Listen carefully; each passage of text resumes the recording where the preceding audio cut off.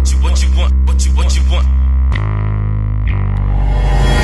up, YouTube? FatKings Phil coming at you for my week 21 update from vertical sleeve gastrectomy back in July. All the dates and details are down below in the comments. You can check that out. All right, so last time I came to you guys, I was in a kind of a funk. That definitely had a big impact on me this week, and we're going to talk about that. But before we do, one shout out. Alicia, band to sleever, you got to go check out her video. She is a convert from the band, or revision, I guess is what they call it, from the band to the sleeve. And she did a pretty good comparison side by side of like the benefits and the downsides to both surgeries and some of the benefits she's seen from the sleeve versus the band. So if you're still on the fence about what surgery you're going to have and you're following along with my videos, go check that out, because I think you'll really find a lot of good info there to help you make the right decision for you. I don't subscribe to any specific surgery per se. I picked the one I picked for me because I had specific goals. You will pick the one you want for you, but have all the information that you could possibly want. And that's a great video. So check it out. All right. I saw my doc this week for my 3-month check back, and you'll note it's 3-month check back, and it's been 5 months. So I was rescheduled twice for a month at a time. I'm still kind of pissed about that, to be honest with you. But at the same time, I'm going to put that aside and say that the good news is everything's great. No little hernias. I had a little sore spot when I do aerobics, right where one of my incision marks was. He said that's probably just a stitch that took longer to dissolve. And that popping I felt was the stitch letting go. So that's good. He said that should go away, and it has been fading, not very fast, but it's been fading. So, I'm not too worried about that anymore. But as much as I love him, he's an amazing surgeon. I didn't have to have a catheter. I didn't have drains. Half the stuff people say they had to have for surgery, I didn't have to deal with. He's super great. And I could highly recommend him as a surgeon, but that practice in itself, all the peripheral stuff was not something I would really recommend. So they have made some personnel changes there over the last few months. So if anybody is going through their practice, I would like to get your experience and see how things have changed or if they've changed at all. So, all right. Also, big thing, TJ and I will be at the land portion of the April convention. So if you're going to the April convention in Tampa, we will be there. FatKings will be there. So make sure that you guys come and represent with us. It's going to be good times. I know Team VSG is going as well. So it's going to be a party. It's going to be a blast. Really work hard between now and then on your good eating and your good habits, because I'm sure we'll ruin them over those days. So that's good. Okay, let's get to the numbers, and then let's talk about the numbers. So here we go. I did it again. I'm behind the mic. There we go. So 332.8 was my weight at the day of surgery. This morning I was 253.6, which is a 1.4 pound gain. Now that brings me back up to only 79.4 pounds lost. I weighed yesterday, fully expecting to see no loss whatsoever, nor did I deserve a loss this week. And I'm going to use this as a little lesson for everybody who wants it. And we'll be talking about how the mental aspect of this thing can sometimes go the other way too. So, I weighed yesterday morning and I was 252 still. I thought, well, wait, if I work out really hard on Monday, maybe I can sneak in a teeny tiny loss. Actually the reverse. I'm all sore and swollen up again with water. You're not going to gain 1 pound overnight, especially if you didn't eat an extra 3,600 calories that day. So I'm not too worried about it. But if I had been dehydrated and been an extra pound down, I would count it. So therefore I have to count the pound up. So I would say it probably would have been a 0.4 gain, if anything, but whatever it is, what it is. And do I look concerned? No, I am not concerned. And I will tell you why. But let's talk about why that happened. So last Tuesday, as I said, I was in a funk, and I think my video represents that very clearly. So a lot of things happened last week. Some of them tied to the weight loss journey and some not. I had over $2,000 worth of car repairs between the two cars in the last week. $700 that I was planning on. I'd been saving up. I knew the repair was coming. I knew how much the repair was. It was something that didn't need to be done right away. So I just scheduled it so that I could save the money up and get it done. No big deal. The other car, my wife's Audi, which I begged her not to buy at the time, um, cost 3 times as much to repair everything, and the parts come from Germany. So that was about $1,700 right there. So I am deep in the hole in the car repair costs. It had to be done. There was stuff that needed to be done. The car wouldn't run. Um, Crap wears out. You expect that stuff. It's just those damn foreign cars, especially the German ones, are very expensive to repair. So not happy about that. So that kind of set me off because we spent a ton of money right before Christmas that we really didn't want to spend. That was one. Two, I had a little conversation with my wife regarding just some introspective stuff that I've been going through with this loss journey, and how some of that has been impacting our relationship, or rather, how our current relationship situation has made me think about those things a little more. I'm not really getting into details here, but the bottom line is just that she flat out told me, I don't care if you end up looking like LL Cool J, it's not going to change anything. So in this particular aspect, so that did not sit well with me.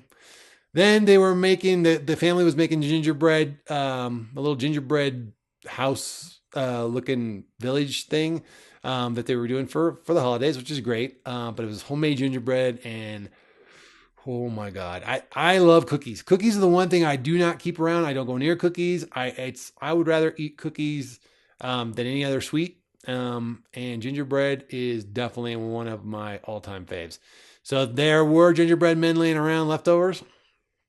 I definitely had a gingerbread man or two, and took the calorie hit for it. That's fine. Didn't put me over, but not a very good choice, right? So not a lot of protein in gingerbread. I took the calorie hit, moved on, and figured I'd be okay. But as the stress of the week continued to go on, stuff coming up at work, deadlines on projects that I've got to get done by end of year, I decided that it would be a really good idea to maybe have a couple cocktails and wind down because I was really high strung. And by having those cocktails, I really removed my inhibition. And there is a ton of shit laying around this house that I don't buy. I ask that it not be brought in here, but it shows up anyway because there are 3 other people here who don't have the challenges that I have with metabolism. So my wife's been doing this coupon thing where she gets free stuff all the time by working these coupon deals, kind of like the extreme couponer, but not quite to that level. But nobody needs 4 pounds of M&Ms sitting around. Nobody needs that, and I don't want them here. So, but after I drink, I have less inhibition than just grab a handful and eat them because that tastes good, right? So that's something I would not do. I don't do it when I'm not impaired, so I would not have done that had I not been a little impaired, and that did not serve me well either. So on the upside, initially when I started feeling all this stress, I immediately was like, "Oh, I want to go eat something." Which it was a reflex action. I want to go eat something. I'll feel better. But I caught that thought going through my mind, and I'm like, "What are you talking about? You're not going to feel better. You're going to feel worse." And that was the first time ever I caught that thought going through my head since surgery. So I was like, but I caught it, which was the weird thing, right? So that was the thing that kind of shocked me. So I specifically didn't go eat. However, again, when I removed the inhibition, I did. So I was not expecting a loss. I had 2 weeks back to back with 4-pound drops. So I really wasn't expecting much of a loss this week to begin with. All the little screw ups, even though they didn't push me outside my calorie boundaries, they didn't help the fact that I wasn't sleeping well. It didn't help the fact that I wasn't getting my water in. It didn't help the fact that I wasn't getting my proteins. So I did this to myself, and I'm not trying to explain it away by any way, shape, or form. None of the things I just stated as to why I did it are excuses. They are the triggers that led to it. So I'm just kind of trying to point them out so that maybe you guys, if you see those triggers coming, you can avoid the mistake I did. I am resigned not to imbibe any alcohol between now and my trip to New Orleans at the end of February. So that's that. I'm not going to have that mistake happen again. That's just the way it is. So that's where we're at. Now let's talk about the other side of the coin. And again, I am not about to justify what I did with this good news, or give myself a pass because again, I know that the extra pound that I put on was water. And oh well, I know that. So tomorrow morning, chances are my weight is going to go down, at least back down to the 252 where it was. But let's get the good news. I did see the nutritionist today. We covered a bunch of stuff today, and I stepped on the her body fat measuring tool, which I know they're kind of hit or miss, but I've been using the same one the entire journey. So the numbers I'm getting off are at least consistent to each other. And she and I had set a goal back on November 12th for me to lose 1% body fat by the time I came back. Well, I did. I lost 1.2% body fat. So that was huge. And that equated to about 8, 9, 10, about 5 pounds specifically of body fat. So that's pretty awesome. And then, I mean, it may be a little bit off because the system kind of reads water in your system too. So if you don't have a lot of water in, it reads it differently than if you do have a lot of water in. But anyway, again, it's consistent. One to the other is consistent because they always use the same machine. So that was good. It made me feel a little better. The other upside is the same thing I told James on when he was kind of upset about only losing a few pounds is every time I lose very little or nothing, I lose inches. And I, this morning, put my pants on, choked the belt down, and I went a whole nother notch down. And I was like, wow, where'd that come from? If I'm a pound up, why am I one notch further down on the belt? So the reason I'm pointing these things out is if you're like me, normally like a pound gain, especially after the journey I've had so far, would be like a reason to crucify myself and self-flagellate for days and just, call myself all kinds of bad names and have bad self-image for the week. So I'm trying not to do that. I beat myself up worse than I would never treat another human being the way I treat myself. I know this. It doesn't stop me from doing it, but I do it. I would not expect anybody to live up to the standards that I set for myself. So that doesn't make me stop doing it, but that's that. So I'm trying to hang on to these good things and realizing that I have been 100% back in the game since yesterday morning. Right as rain, eating clean, no troubles, doing what I got to do, working out like a madman. And I know I'm back on track, and that makes me feel better, and I'm not beating myself up. So I'm not taking that away from myself. I'm trying to focus on the good. Which brings us to one last thing. This video is going to be very Phil-centric, and I just, every once in a while I get in a tear like this. So there's the cough we were missing. So let's talk about some other mental stuff that's going on. So I'm at the point now where I can see the end. I can see the goal as real. It's there. It's like, keep marching that way. Eventually you'll run into a town and you're walking and you're walking and you're walking. You're like, Jesus, I don't see anything but desolate desert as far as the eye can see in every direction. And you keep walking, you keep walking, you keep walking. And all of a sudden you see a light on the horizon. And now you know the town's real. You can see the little outline of the building and stuff. That's where I am. I'm at 253. I can see 215 on the horizon. It's far still, but I can see it. It's real. It's not a figment of my imagination. It's not an illusion. It's real. It's there. Which, I know that sounds crazy, especially if you've already gotten to your goal. You're like, yeah, no shit. We've been here for a while. Welcome. But there is a mental shift that happens when something you can't even imagine being real is suddenly visible. So I am struggling with that because it scares me a little bit. Because what if I only get halfway there and I can still see the town on the horizon and I can't get any closer? What if I don't make it to the town? What if something happens to stop me or to prevent me from making the goal? I'm just freaking out over that. And that's stupid, I guess, but it's real fear. So I'm going to put it out there because maybe somebody else is feeling that way and haven't said anything. So that's kind of where I'm at this week. That's what's going on. So it is what it is. I think I'm going to just leave it there. I don't have a lot more to say other than next time you see me, we're going to have had a drop.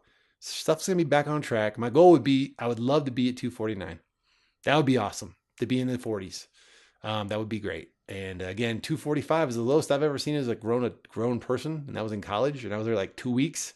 and I already know my body's smaller and in better shape than I was last time I was at 245. So this is going to be great when I get to 245 because that's going to be a whole new physical dimension to myself that I have not ever seen before. So that's that. All right, Fat Kings Friday will be recorded Thursday night. We're back on our normal Thursday night schedule. So if you got questions, please send them in. And I'm going to ask you guys, I'm going to put a link below. I did put a question out on Facebook to all the Fat Kings followers to send me questions to ask my wife on a video that we would do together. Now, I can't guarantee she will do it.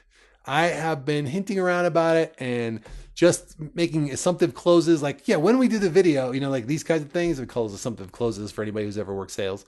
And I'm getting some pushback, but I don't know. So I've got a lot of great questions so far. So thank you so far. But if you're not a Facebook guy, you missed it, or gal, and you missed it, and you want to ask some questions that aren't already there, please put them on there. The more I've got, the more I can pick from. I'm not going to say she's going to answer every question. She may edit them. She may choose not to answer. But I think we could have a little bit of fun with this, and maybe you guys could get a little more insight into the not so wonderful, fun, smiley Phil that you all know, but the the grouchy tyrant that lives here under the bridge. So, all right, I'm out of here. We're way over. Remember, it's good to be the king.